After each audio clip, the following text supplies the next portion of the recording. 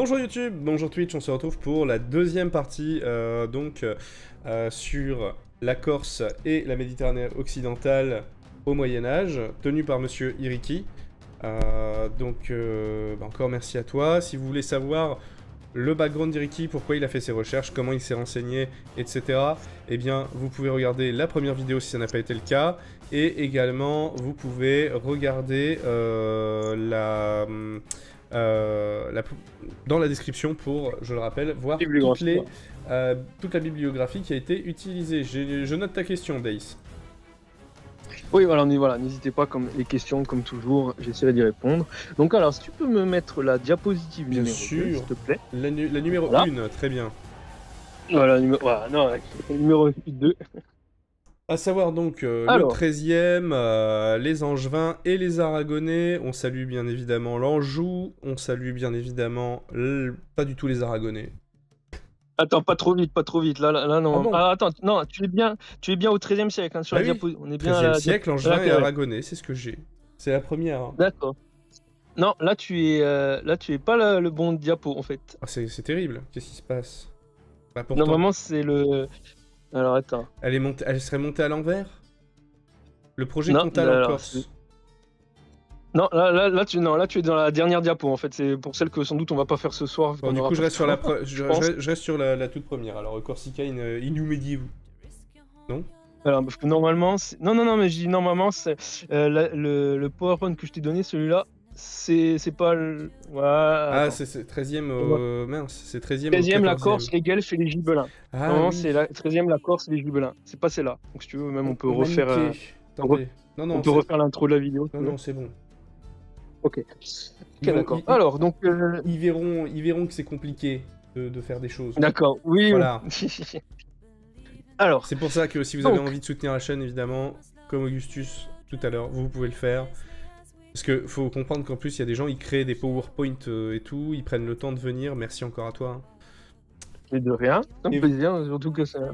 Première... Hop. L'objectif, c'est première, donc... ce genre de savoir. Ah, bah ce serait pas un nuage, ça? Non. Dégoûté. C'est quoi? C'est pas un nuage. Non, non, pas non, pas encore. Mais tu verras, j'ai des belles photos dessus. Ah, alors, donc sur la diapo numéro 2. Alors, la diapo numéro 2, donc c'est là, on a justement une carte à droite de toutes les familles Chinarchese et Biancolaci que j'ai parlé en première vidéo, en fait. Donc, je rappelle. Pardon? Oui. Ah, c'est encore coupé, je pense. Donc toutes ces familles, on va dire, elles se partagent le territoire de l'île. Alors là, c'est les grandes aires d'influence de chacune des familles, mais il faut savoir qu'au sein même de ces... Alors attention, c'est en train de couper à fond, Iriki. Allô? Que c'est... Allô? Ça a giga coupé à 2 reprises. Ah, mince. Donc, alors, attends, je pense qu'il va falloir que... recommence, alors sur... Ouais, alors je pense qu'on va recommencer effectivement en entier, parce que là, avec les coupures et tout... Oui. Est-ce que vous pouvez redire bonjour dans le chat, s'il vous plaît? Ah, tu peux mettre la diapo éventuellement 2, parce que là, moi je suis resté sur le château. Oui, bah je vais rester sur le château, on va recommencer depuis le début, hein, du coup. Ouais. Le chat, dites bonjour. Ils veulent plus, ils sont cassés, le chat est cassé. Je parle peut-être trop vite, ou je dis trop de choses. Non, c'est juste que c'est le truc qui a coupé à un moment, bon, on va y aller. Hein. Bonjour Twitch, bonjour YouTube, on se retrouve à nouveau avec Monsieur Iriki pour la partie 2 sur donc la Corse et l'Occident méditerranéen, plutôt la Méditerranée occidentale au Moyen-Âge. Merci encore à toi, bien évidemment. On continue, donc le 13e en Corse. C'est un plaisir. Alors, donc je vous avais arrêté. Nous étions arrêtés tout à l'heure sur une situation de rivalité entre la République de Gênes et la République de Pise qui se dispatchait le contrôle des différents diocèses de l'île. Donc là, ici, je vais plutôt parler, on va dire, de la Corse en général. Donc là, si tu peux me mettre la diapositive numéro 2, où il y a la carte, normalement, de la Corse et des différentes seigneuries, des différentes familles de l'île. Alors là, j'ai plein de châteaux qui défilent. Alors, c'était avant. Normalement, c'est avant. Ah, c'est avant attendez. Oui, c'est avant. C'est la diapo numéro 2. Ah oui, donc, il m'en a zappé 2 exprès. D'accord, pardon. Ah, d'accord. Pas de souci. Donc c'est bon. Donc on y alors est. cette carte en fait, elle affiche les différentes familles qui se revendiquent de l'héritage mythique de Hugo Colonna. Donc je vous invite à voir la première vidéo. Donc on va dire, cette carte, elle représente l'ère de contrôle plus ou moins direct de ces familles, à savoir qu'au sein même de ces familles, il y a des conflits et que le cousin ne peut pas saquer le frère de l'oncle d'un tel. Donc voilà, donc c'est une vraie anarchie féodale dans le sens direct et en plus féodale entre guillemets pas vraiment parce qu'en fait en Corse, comme à la suite de la disparition du mythique Arrigo Belmécer, il n'y a pas de prince ou de pouvoir supérieur pour encadrer toute cette noblesse en fait. Donc chacun fait un peu la guerre à son voisin pour essayer de prendre le dessus sur l'autre. Donc il y a énormément de familles. Il y en a une par exemple qui est un peu connue, qui sont les marquis de Mas, qu'on voit directement au nord de l'île, cette partie que vous voyez à peu près beige, jaune, qui ont aussi des pouvoirs dans l'île. Il y a différentes aussi seigneuries que on parlera plus tard, donc les Damar et celle de Chinark. Et en fait, après, vous avez les territoires en jaune de la République de Gênes, qui eux, alors là, la carte, elle est un peu tardive, elle est plutôt, on va dire, début XIIIe siècle, mais elle donne plus ou moins, on va dire, l'ère de répartition de ces familles. Alors maintenant, il va falloir aussi que je parle un peu de la Corse, parce qu'à l'époque médiévale, il y a des évolutions, mais pas autant que, on va dire, des fois l'historiographie en a parlé. Il faut savoir qu'en fait, la population insulaire, elle est assez limitée. Par exemple, les chiffres que moi j'ai trouvés, c'est plutôt pour le XVe siècle, donc après la peste noire, mais quand même, bon, ça peut donner une ordre d'idée. On tourne autour des 100 000 à 150 000 habitants. Donc Ah c'est quand oui. même assez limité. Il y a, C'est il y pas a une... plus, il y a- voilà, il y a plus grand monde, quoi. y a pas- Alors, ça, c'est voilà, c'est après la peste noire. Donc, au pire des cas, il y a 50% de la population qui est mort en Corse. Après, bon, voilà, ça donne un ordre d'idée, mais il faut imaginer qu'on est autour d'aller, on doit être autour des 150 000, 200 000 habitants durant l'époque médiévale en Corse, à peu près, hein. Même si après, je relativise parce qu'au cours du XIIIe siècle, il y a un rebond de la population grâce à les avancées agricoles, mais je ne rentre pas plus dans les détails.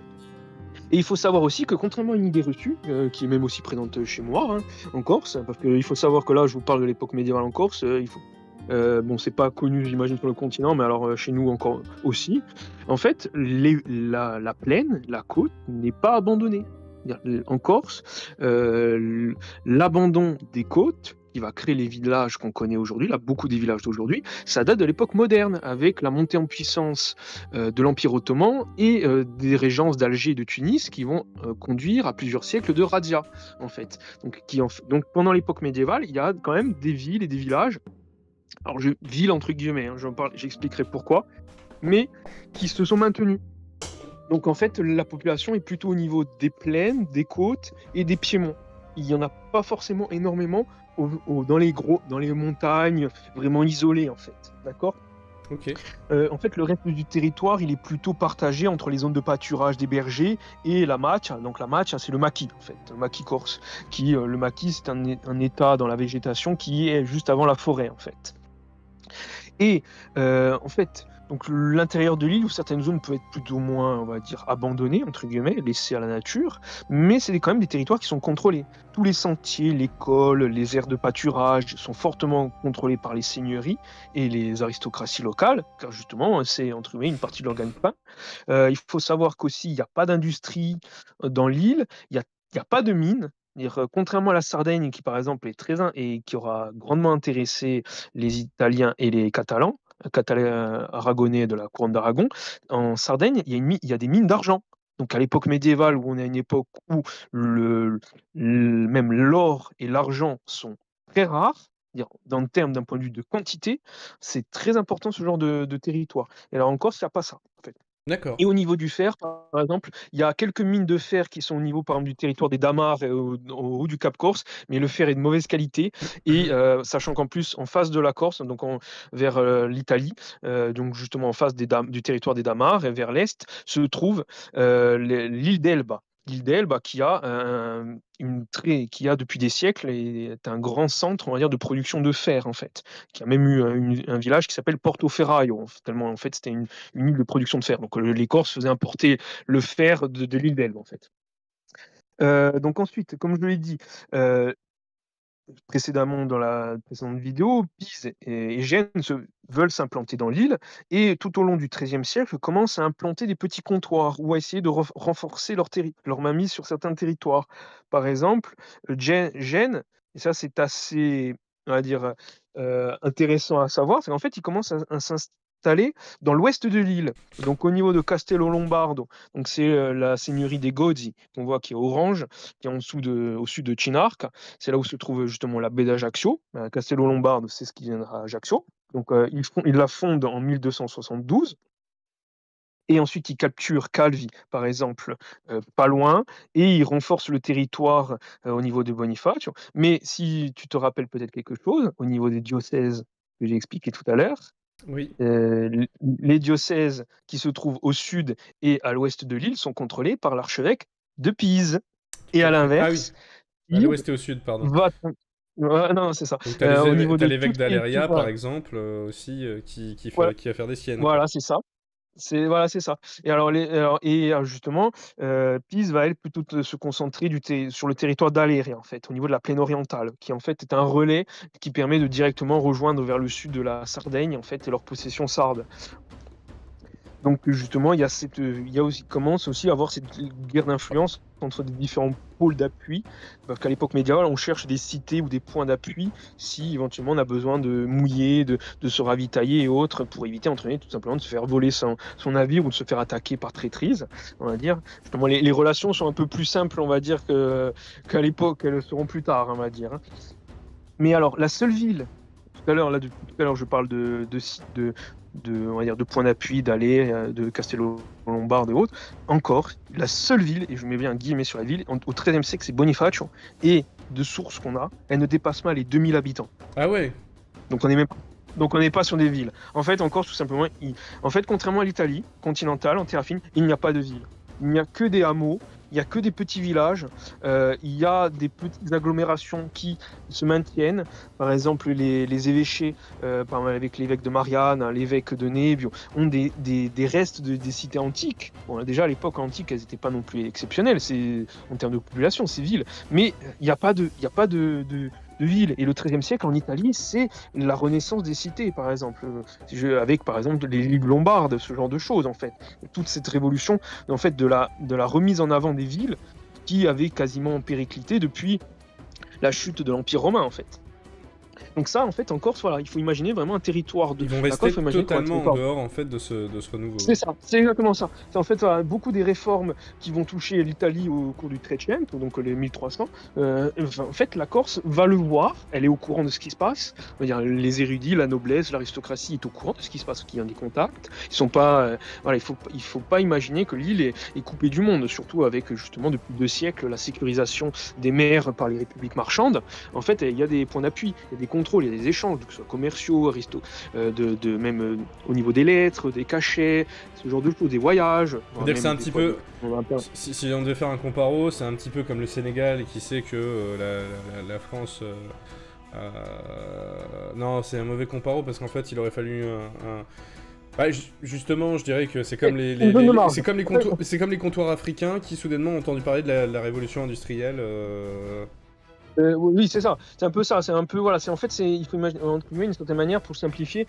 La Corse, c'est un territoire de marge. C'est une marche. Ouais. Mais vraiment une marche dans le premier sens du terme. C'est-à-dire, elle est aux confins d'un espace. Elle est au courant de ce qui se passe éventuellement, mais elle n'est pas actrice majeure de ce qui se passe en fait, d'accord? Parce qu'aussi ce territoire montagneux se fait d'absence de cité et comme j'ai dit aussi d'absence de prince ou d'autorité tutélaire qui pourrait entre guillemets passer d'un niveau supérieur le développement local de l'île pour le faire rentrer en plein dans le jeu méditerranéen en fait. Il n'y a pas d'état centralisé dans l'île, comme j'ai dit, c'est plein de petites seigneuries, donc chacun joue un peu sa petite note pour ses avantages, ses intérêts, sans, on va dire, il n'y a pas de notion de bien commun, on va dire. Et la notion de buon governo que j'ai parlé dans la vidéo précédente avec Giovanni Della Grosse, elle apparaît, ou elle est déjà présente au XIIIe siècle.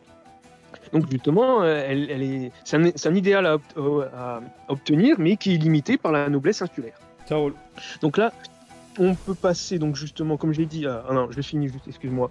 Je suis sur mes notes. Voilà. Donc, comme j'ai dit aussi, les gros villages, comme on a aujourd'hui en Corse, en fait, il faut imaginer que beaucoup des villages d'aujourd'hui, ce sont des hameaux qui se sont regroupés les uns les autres. Donc, les hameaux, je rappelle ce que c'est, ce sont des petits regroupements de maisons, de quelques maisons, on va dire. Donc, la population est disséminée dans plein de petits endroits différents, en fait. Donc, il n'y a pas de gros, comme j'ai dit, il n'y a pas de gros rassemblements d'habitations. Donc, justement, ça fait aussi que le territoire peut être difficile à contrôler pour l'aristocratie. Donc, il faut aussi que la population soit actrice dans ce contrôle. Et alors là, je mets des gros guillemets sur ce que je vais dire, de mes lectures. Il faudrait que je pousse la question, mais donc j'ai commandé de la bibliographie sur le sujet. Donc j'attends qu'elle arrive. Mais j'ai cru comprendre dans ma lecture que en Corse, par exemple, on est à l'époque médiévale, donc il y a les 3 ordres, les laboratores et les travailleurs. Les oratores, c'est le clergé, et les bellatores, c'est la noblesse. J'ai cru comprendre que chez les laboratores, donc le tiers-état, les paysans, on va dire, les marchands et les artisans, il n'y ait pas de serf en Corse. Alors D'accord. ça, voilà, je mets des guillemets. Mais alors c'est ce que j'ai cru comprendre de mes lectures. Après, peut-être que c'est faux ou que j'ai mal interprété, mais j'ai cru comprendre que chez nous, du fait de cette population qui est partiellement divisée, il n'y a pas de grand seigneur notable qui a pu imposer un pouvoir et donc imposer ce statut de serf, il n'y a pas eu le développement de ce statut. Alors, par contre, il y a des esclaves. De moi, de mes lectures, j'ai cru comprendre qu'il y a des esclaves. Et alors les esclaves, ils peuvent avoir plusieurs origines. C'est soit des Slaves, des musulmans, des païens, soit, voire des fois, des étrangers, mais qui sont chrétiens, mais prêtres à leurs États. Ça, les Corses, ils vont beaucoup le subir. Les Sardes et les Corses, qui vont se révolter soit contre l'Aragon, soit contre le Pise ou Gênes, certains vont être vendus comme esclaves sur le continent. Ouais. Mais alors là, c'est peut-être, c'est un sujet qui est assez vague. Dans mes sources, je ne suis pas à jour, donc je ne peux pas affirmer jusqu'à quelle période c'est fini ou pas. Mais par exemple, il y a des seigneurs au XVe siècle, il y a des traces comme quoi, à Barcelone, ils disputent avec l'administration de Barcelone, parce qu'en fait, ils se baladent avec 2-3 esclaves sardes qu'ils ont récupérés dans leur guerre pour le roi d'Aragon. Enfin, des petites histoires assez étonnantes. Voilà. Donc, mais bon. Alors, donc ça, c'est pour l'organisation territoriale de l'île. Et donc là, tu peux passer à la diapositive suivante. Et donc là, on arrive au petit château. Oui. Voilà. Donc alors, le premier château. Donc le premier château que je vous présente ce soir, c'est le mieux conservé de l'île. Ah ouais. Déjà, voilà, ça vend pas du... Ouais, voilà. Donc ça vend pas du rêve. Vous aimez pas trop vos pierres, hein. Ouais. C'est surtout qu'il ne reste plus grand-chose. En fait, le château que j'ai, donc il y a trois images, donc tu peux plus ou moins alterner entre les images. Okay. Donc la première photo est des années 90, fin des années 90. Deuxième photo, c'est une photo qui date il n'y a pas si longtemps que ça. Donc on voit aussi la dégradation du paysage, dans le sens où le maquis reprend ses droits et menace la préservation du territoire. Mais bon, ça c'est un vaste sujet sur la préservation du patrimoine dans l'île, on va dire. Et la dernière image du château, c'est une reconstitution d'après, on va dire, les restes de ce qui en est. Avec le donjon central et effectivement voilà, les bâtiments autour. Notamment, on le voit aussi d'ailleurs très certainement, le bâtiment seigneurial qui est juste à côté de la porte d'entrée. C'est ça, en fait, voilà, on le voit, c'est sans doute le logis de la famille avec la tour, avec aussi là, peut-être les écuries, petit château. Alors, d'après les recherches que j'ai lues sur le sujet donc ce château s'appelle Castello di Serravalle. Alors Serravalle, et pourquoi? Parce que Serravalle, ça veut dire qui ferme la vallée. En fait, c'est un château qui contrôlait l'allée. Il y a par exemple en Italie un autre château qui s'appelle Serravalle, et alors ce château-là se trouve à l'entrée, plus ou moins à l'entrée de la région du Niol, j'en ai parlé à la vidéo précédente, qui est une région enclavée, en fait, qui était plus ou moins difficile d'accès. Et à savoir qu'à la sortie du défilé qui mène à cette région du Niol, il y a un autre château qui s'appelle lui aussi Castello di Serravalle et di Unioli, en fait, parce que chacun contrôlait les passages, les accès et tout. Donc là, le château. Donc imaginez que si tu peux revenir à l'image précédente, on voit la photo. Là où il y a le trou, où il y a la porte dans la tour principale. En fait, il faut imaginer que le château la tour faisait deux tiers, elle était 2 tiers plus grande, on va dire, de ce qu'il en reste. Donc ça, c'est les restes tout simplement d'une destruction par Gênes vers la fin du XVe siècle, en fait. Quand Gênes on va dire, imposer son pouvoir dans l'île. Elle a détruit quasiment tous les châteaux pour dire voilà, c'est désormais la Corse est génoise. Mais là, on est à la fin du Moyen Âge, à la fin de l'époque on est à la fin du XVe siècle. Ok. Donc ça, c'est des petits châteaux. Donc ce petit château, c'est un exemple typique de à quoi pouvait ressembler un château en Corse. Donc c'est des tout petits châteaux. C'est vraiment même en italien, un des termes qu'on a pour ces petits châteaux, souvent c'est una rocca. Un rocher, quoi. En français, Une pierre. voilà, c'est ça, techniquement, c'est ça, c'est un rocher. C'est souvent des petits châteaux qui, on va dire, n'avaient pas forcément beaucoup de capacité de résistance, mais qui étaient des lieux d'appui, de contrôle du territoire. Et alors, dès que, bien sûr, un siège commençait à être fait, généralement, il se rendait très vite, mais il permettait de faire une petite guerre, la petite guerre, on va dire, ce qu'on appelle la petite guerre, c'est la guerre de chevauchée, de razzia, on va dire, qu'on pourrait dire le terme moderne actuel, entre les seigneuries, en fait. Et souvent, les rocs, qui a donné le nom par exemple à la région de l'Alta Rocca en Corse, la Haute Roche, c'est qu'en fait, c'était des châteaux qui étaient faits dans des endroits difficiles d'accès, en fait. Donc déjà, là où il était placé, c'était déjà la première défense, et après, il y avait les autres défenses. Donc, alors, ouais.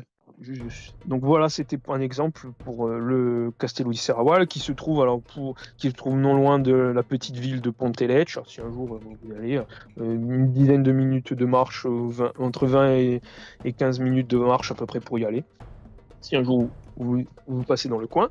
Ensuite, il y a l'autre château. Donc là, tu peux passer à la diapositive suivante. La Rocca-d'Ici. Voilà. Voilà, Rocca-d'Ici. Ouais, c'est ça.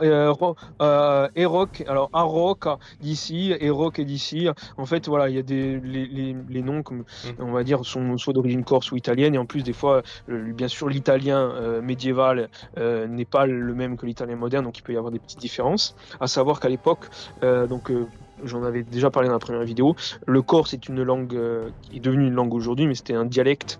Donc c'était la langue orale, on va dire, du peuple à l'époque, et l'italien était la langue écrite, donc le toscan, parce que l'italien moderne vient du toscan. Donc tout lié à justement d'où l'impact de Pise sur la langue en Corse. Donc là, Rocca d'Ici, vous avez à gauche donc la photo du site actuel, et à droite, alors je suis pas très, enfin pas un peu décalé, donc mais bon, c'est à peu près une reconstitution de à quoi ça ressemblait à l'époque. Et pour ceux qui sont déjà allés en Corse, vous avez au loin la baie de Porte, qui est justement à la toute fin du Niolo en fait. Et donc lui contrôle toute la baie, donc vous voyez c'était un grand, et il est très haut. Pour vous dire, l'accès est très compliqué, et alors pourquoi? Parce que c'était le nom de la piève en fait. Donc lui c'était le château qui contrôlait cette région. Alors je vous ai mis entre parenthèses la date de l'époque, sont peut-être du XIIIe siècle. En tout cas on sait qu'il a été détruit au XVe siècle, avec les derniers seigneurs corses qui se battaient contre Gênes. Donc voilà, comme je l'ai dit, exemple de roc, elle est toute simple, petit château, très difficile d'accès. Oui, voilà, voilà, j'étais motivé pour y aller quand même. Ouais, voilà, et même pour l'attaquer, hein, parce que mine de rien. Oui, c'est ça. Oui, c'est ça. Si tu es pas préparé, bon, tu peux vite passer un mauvais moment. C'est pour ça que c'est aussi souvent, ils essayaient beaucoup de les prendre par la ruse, bien sûr. Hein. Bah, tu passes pas une bonne journée, hein. C'est ça. Donc là, justement, on va pouvoir parler un peu de comment on faisait la guerre à l'époque. Donc là, tu peux passer à la diapositive. Oui. Allô? On l'a perdu. Il va revenir. C'est bon, il est de retour. Oui, c'est bon, tu m'entends? Voilà. Là, tu peux passer à la diapositive 5. Ouais, on y est, la guerre en Corse. Ça y est. Voilà, alors donc j'ai essayé de faire un petit résumé de comment c'était à l'époque médiévale les conflits. Alors bien sûr, comme j'ai dit en première vidéo, l'époque médiévale c'est très vaste, donc j'ai essayé de faire un peu synthétique. Donc en Corse, là c'est plutôt, on va dire, déjà 13e siècle jusqu'au 15e, 16e siècle en Corse à peu près. Donc la guerre c'est donc une... Alors on t'a perdu. On t'a perdu. De guérilla. On t'a perdu. Faut recommencer depuis le départ. Ah, d'accord. Tu m'entends? Oui. Voilà, désolé. Désolé pour les coups. Pas de soucis. Ah, oh là. Je sais pas si si c'est le live éventuellement que t'as mis à côté qui... aussi que j'ai appelé, enfin... Ouais, mais non, ça a recommencé. Je sais pas si t'as vraiment mis le live à côté, mais n'hésite pas à le couper pour garder la connexion pour ça, et puis t'inquiète pas, je te dirai quand je suis bien sur la diapo. Allô, tu m'entends? Oui, mieux. Allô. Donc alors, allez, je vais essayer de On va essayer, donc j'ai coupé le live, bon, tant pis. Donc j'ai vu que tu étais donc sur la diapo. Alors moi j'en étais sur la petite guerre. Ouais. Alors la petite guerre, donc il faut imaginer que déjà en Corse, les batailles rangées sont extrêmement rares. Elles sont même notées par les annales du Giovanni della Grossa, donc c'est pour dire à quel point c'est pas commun. Donc quand je parle de bataille, c'est bien sûr des batailles avec plusieurs centaines de guerriers l'un face à l'autre. Là on est plutôt sur les dizaines de guerriers les uns face aux autres. Une guerre de guérilla, hein, on va dire. On est pas loin de la guerre entre tribus presque, ou entre clans, hein, pour ce genre de choses souvent. Donc c'est une guerre qui est de petite intensité, qui est souvent saisonnière et qui correspond plus à des chevauchées et des coups de main en raison de la faiblesse des moyens de l'aristocratie locale, en fait. Car en fait, alors si vous êtes vraiment intéressé par les chiffres, dans la bibliographie de la thèse de M. Colombagne, il présente un chiffre sur les effectifs en Corse. On dépasse pas le quelques milliers, peut-être le dizaine de milliers de guerriers pour toute la Corse. Donc il faut dire, voilà, on est vraiment sur les petits combats.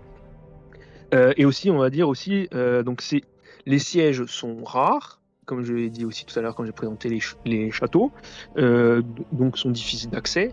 Et quand vraiment il y a une force qui est très importante et qui peut mener un siège complet, les châteaux n'ont pas les moyens de résister et généralement ils préfèrent se rendre très vite et négocier leur reddition.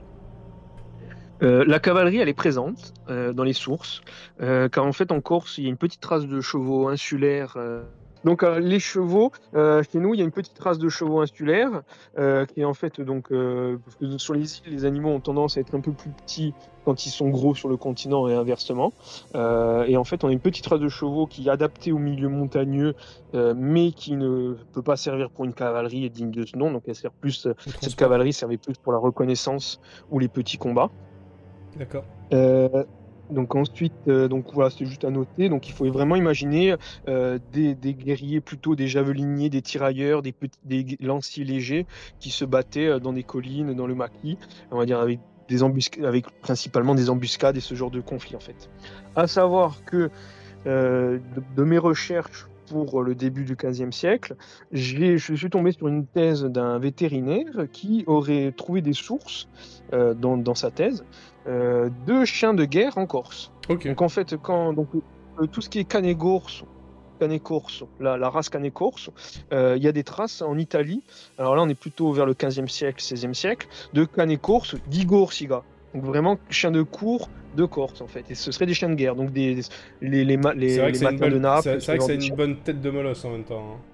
Voilà, c'est exactement ça. Et une des théories, alors, bon, après, ça vaut ce que ça vaut. Donc, je ne sais pas si elle a été remise en question, si elle a été réfutée ou si c'est encore d'actualité. Rappelons que, pour ceux qui se demandent à quoi ressemble un canet corso, voilà. Hein. Un molosse, voilà. Voilà, belle bête. Hein, un beau chien, voilà. C'est il nous arrache la jugulaire, hein, ce genre de voilà, choses. Ça c'est le modèle typique qui est sorti. De toute façon, tu vois déjà aux oreilles qui ont été coupées en pointe par les proprios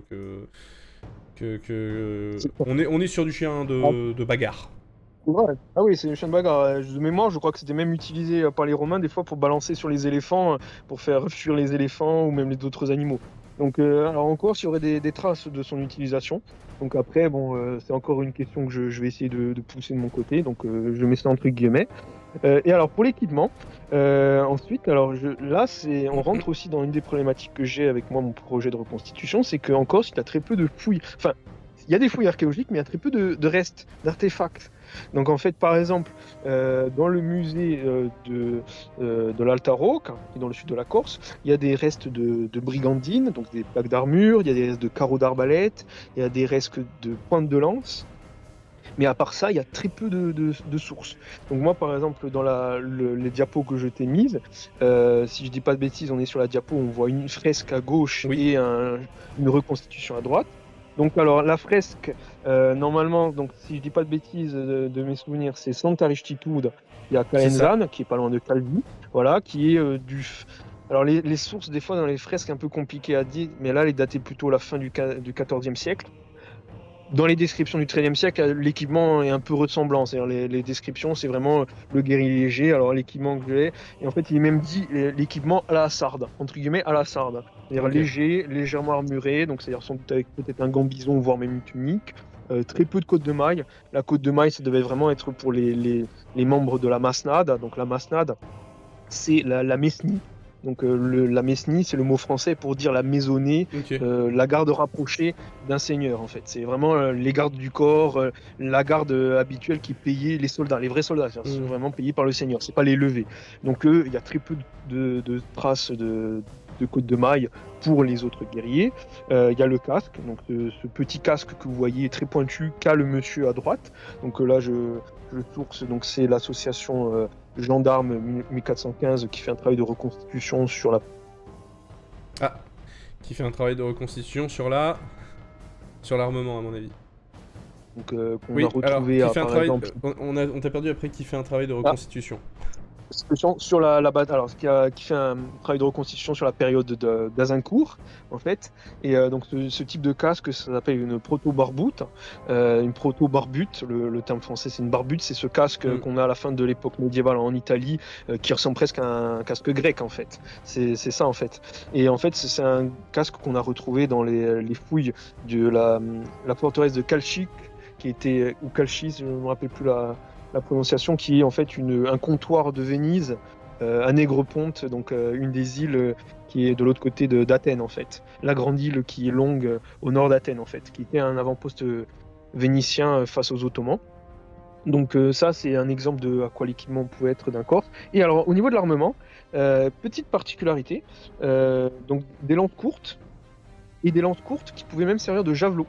D'accord. Donc on les appelait... en fait, en Corse, donc Giovanni Dalla Grossa les décrit comme ce qu'il les appelle des lanciasardes, donc des lances-sardes. Et en fait, en Sardaigne, pour en rechercher un peu sur le sujet, on appelait ça soit une biroude, soit une sorte de virgue. Et alors en fait, il faut imaginer un peu comme une sorte de javelot, ou de pilum, on va dire romain d'une certaine manière. Okay. Mais plus solide qu'un pilum dans le sens où ça peut servir de lance au corps à corps en fait. On revient un petit peu sur le côté harponneur des Chardanes. Oui, oui, on peut dire d'une certaine manière, pourquoi pas. Ça, je ne saurais pas dire. J'avoue que moi, bon, oui, non, mais... à ce niveau-là, j'ai pas trop cherché. Je fais le comparatif, je fais le comparatif avec les unités de Pharaon surtout, mais effectivement... Oui, ouais. oui, par exemple, pourquoi pas. Alors après, l'origine de Biroud et de Virgue, ça, je ne saurais pas dire exactement. Je suis tombé sur... parce que bon, en plus, le sarde, je n'arrive pas à le lire. Mais voilà, c'est des traces. Donc, il faut imaginer un tirailleur. Un guerrier corse de l'Écorce, c'est un tirailleur léger qui se bat, on va dire, avec comme bouclier. Les gardes, ils avaient soit des grands pavois, ou des grands, ce qu'on appelle un tavulaccio. Donc c'est une sorte de... Alors tavulaccio, c'est une sorte de table en fait. C'est imaginer un peu comme un scutum romain, quand vous voyez les boucliers qu'avaient les Romains. C'est à peu près le même principe, on va dire. En bien sûr un peu moins travaillé, mais c'est à peu près le même principe. Où ils avaient ce qu'on appelle en français une rondache et en italien una rotella. C'est un petit bouclier rond qui était utilisé principalement par les tirailleurs. Donc ça, c'était pour les guerriers corses locaux. Donc là, tu peux passer à l'image qui est derrière, qui représente une bataille. Ok. Donc ça, c'est alors ça, si je ne dis pas de bêtises dans mes notes, c'est la Vittoria di Siena in Valle di Chiana. Donc c'est une représentation à Sienne, donc Sienne qui est une ville de Toscane, dans son église principale, qui est une bataille qui aurait eu lieu en 1363. Donc, fait par le peintre Vanni Lippo. Donc il représente en fait un contingent typique des guerres d'Italie au cours du XIVe siècle, et aussi présent au XIIIe siècle.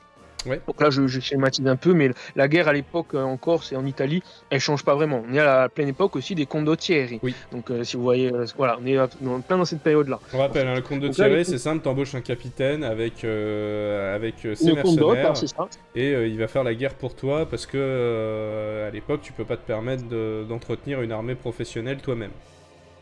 C'est ça. Vous voyez ça comme, pour ceux qui auraient peut-être un peu plus la référence, si vous avez joué à Crusader Kings, etc., bah, c'est les bandes de mercenaires que vous pouvez lever. Et encore, c'est très spécifique à l'Italie, pour le coup, les condottières. Même si on trouve les routiers aussi en France, pour le coup. C'est ça. À savoir aussi que les condottières et qu'il y avait en Italie pouvaient aussi être d'origine hors italienne. Par exemple, je sais que il y avait un Anglais, donc je me rappelle plus le nom, qui est assez célèbre à la fin du XIVe siècle, qui était connu en Italie et très renommé pour sa condotte. Une condotte, c'est donc justement le contrat qui pouvait aussi définir le nom de la compagnie du condottiere, en fait. Donc condotte, c'est un contrat en fait, Ouais. tout simplement. Donc le Et donc condottiere, justement, c'est ça, le bénéficiaire du contrat.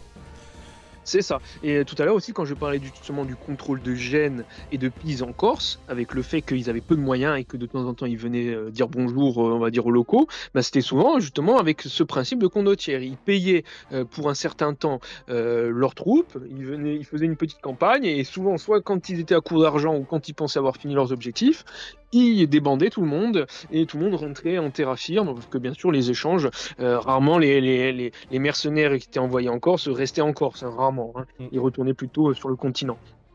Donc dans la compagnie que vous pouvez voir, donc c'est justement, alors l'équipement il correspond plutôt à des guerriers quand même d'élite, plutôt entraînés. Donc là on est sur des vrais soldats. Donc voilà, on est vraiment sur le soldat. Je rappelle la définition d'un soldat, c'est un guerrier qui est payé pour ce qu'il fait et que c'est son activité première, on va dire. Donc là où un mercenaire se vend au plus en franc, entre guillemets, généralement un soldat est attaché à un pouvoir, que ce soit une ville, un roi ou éventuellement une certaine aristocratie.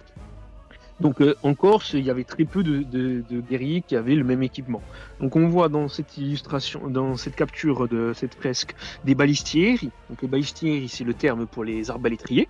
Donc ils sont assez répandus en Italie et ils se battent en formation. Il faut vraiment imaginer un peu d'une certaine manière comme dans les Temple Wars, quand on a une formation anti-arbalétrier, c'est à peu près ça en fait. En Corse, l'arbalète est connue, mais il est dit dans les sources qu'elle est redoutée. Donc les compagnies sont redoutées, donc sans doute que les Corses connaissaient l'arbalète et l'utilisaient, mais plus on va dire de manière dispatchés, on va dire pas en compagnie serrée, bien organisée et on va dire entraînée. Ensuite, tu m'entends toujours? Oui, je t'entends toujours, C'est pas bon? de soucis, vas-y. Ok.